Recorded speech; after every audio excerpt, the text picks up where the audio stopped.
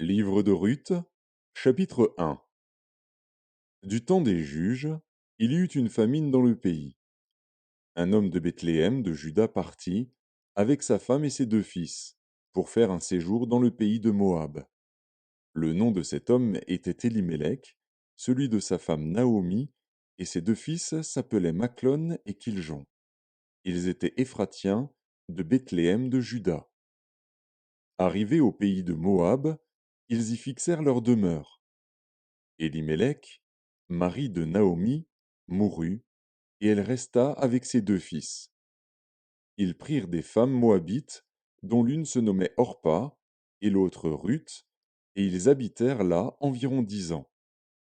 Maclon et Kijlon moururent aussi tous les deux, et Naomi resta privée de ses deux fils et de son mari. Puis elle se leva, elle et ses belles-filles, afin de quitter le pays de Moab, car elle apprit au pays de Moab que l'Éternel avait visité son peuple et lui avait donné du pain. Elle sortit du lieu qu'elle habitait, accompagnée de ses deux belles-filles, et elle se mit en route pour retourner dans le pays de Juda. Naomi dit alors à ses deux belles-filles, Allez, retournez chacune à la maison de sa mère. Que l'Éternel use de bonté envers vous, comme vous l'avez fait envers ceux qui sont morts et envers moi.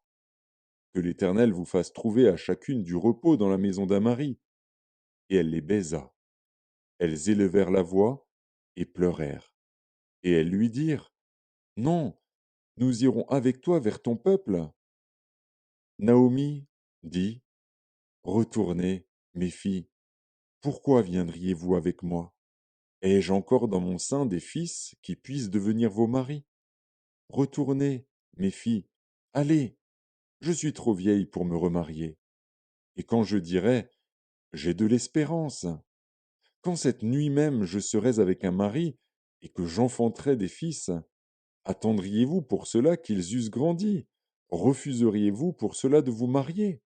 Non, mes filles, car à cause de vous je suis dans une grande affliction de ce que la main de l'Éternel s'est étendue contre moi. Et elles élevèrent la voix et pleurèrent encore. Orpa baisa sa belle-mère, mais Ruth s'attacha à elle. Naomi dit à Ruth, Voici, ta belle-sœur est retournée vers son peuple et vers ses dieux. Retourne, comme ta belle-sœur. Ruth répondit, Ne me presse pas de te laisser, de retourner loin de toi. Où tu iras, j'irai. Où tu demeureras, je demeurerai. Ton peuple sera mon peuple, et ton Dieu sera mon Dieu. Où tu mourras, je mourrai, et j'y serai enterré.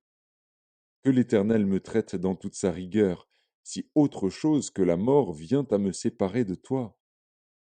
Naomi, la voyant décidée à aller avec elle, cessa ses instances.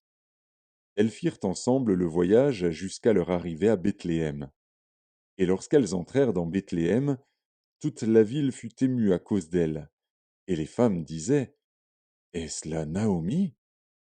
Elle leur dit, Ne m'appelez pas Naomi, appelez-moi Mara, car le Tout-Puissant m'a rempli d'amertume. J'étais dans l'abondance à mon départ, et l'Éternel me ramène les mains vides. Pourquoi m'appelleriez-vous Naomi, après que l'Éternel s'est prononcé contre moi, et que le Tout-Puissant m'a affligé? Ainsi revinrent du pays de Moab Naomi et sa belle-fille, Ruth la Moabite. Elles arrivèrent à Bethléem au commencement de la moisson des orges.